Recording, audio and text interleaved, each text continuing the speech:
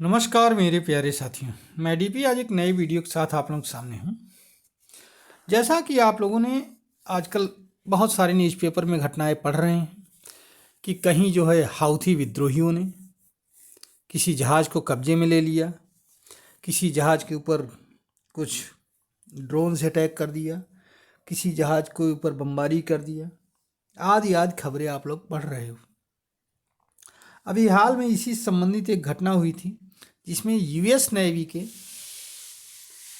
सैनिकों ने जाकर के और कुछ हूती जो विद्रोही थे उनके ठिकाने पर हमला किया। उसमें कई हूतियों के मारे जाने की खबर है और एक जहाज को रेस्क्यू कराया था।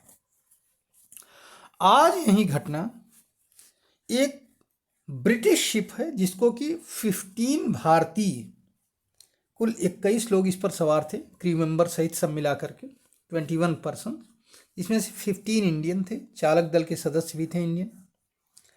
इस शिप का नाम है लीला नॉरफॉक, FOLK है, NORFOLK, नॉरफॉक कहा जाता है।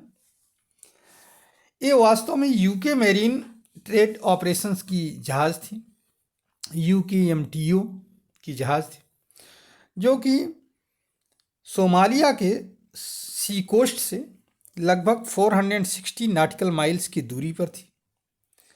आपको मालूम होना चाहिए कि नॉटिकल माइल समंदर में चलने पर दूरी को नापने का एक वो है पैमाना है या स्केल है, और 1 nautical mile is equal to 1.852 kilometre होता है, ध्यान रखिएगा। तो इसमें 460 नॉटिकल माइल की डिस्टेंस पर था ये जहाज, समुद्री तट से। कहाँ से? सोमालिया के समुद्र तट से, सोमालिया जहाँ पर इसको किया गया है, ठीक है। अब वहाँ से इसको अगवा किया गया, हाईजैक किया गया। 5 से 6 लोगों ने इसको हाईजैक किया, लेकिन इसकी सूचना किसी तरीके से इंडियन नेवी को मिल गई। इंडियन नेवी ने अपना एक मतलब कि MPA से लैस मेरीटाइन, MPA क्या होता है? मेरीटाइन पेट्रोल एयरक्राफ्ट से लैस अपनी एक शिप को जो है उधर डाइवर्ट कर दिया। INS चेन्नई को डाइवर्ट कर दिया, जिस पर मार्कोज कमांडो भी थे। और इन कमांडोज ने पहुंच करके पहले तो INS चेन्नई ने उसको घेर लिया शिप को, और फिर उसके बाद में पीछा किया। फिर उसके बाद में हेलीकॉप्टर की मदद से मार्कोज कमांडो चेतावनी देते हुए उस शिप पर उतरे, और सूचना ये है कि उन 5 जो विद्रोही थे उनको मार दिया गया है, और भारतीय शिप को अपने कब्जे में, भारतीय शिप क्या, जो भारतीय चालक दल के सदस्य थे उनको छुड़वाया गया, और पूरे शिप को सैनिटाइज करने के बाद में आगे रास्ते के लिए फिर छोड़ दिया गया है अपनी यात्रा को जारी रखने के लिए। जैसा कि हम सभी जानते हैं कि ये यूके मेरीन ट्रेड ऑपरेशन का जहाज़ था, और इसको हाईजैक किया गया था।